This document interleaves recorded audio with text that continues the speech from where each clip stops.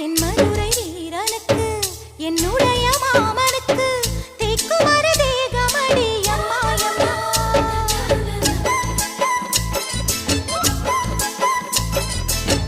மாமன் பெற்ற பெண்ணுனக்கு மையெழுதும் கண் எதுக்கு என்னை வந்து கொல்லுதடி எம்மாயம்மா.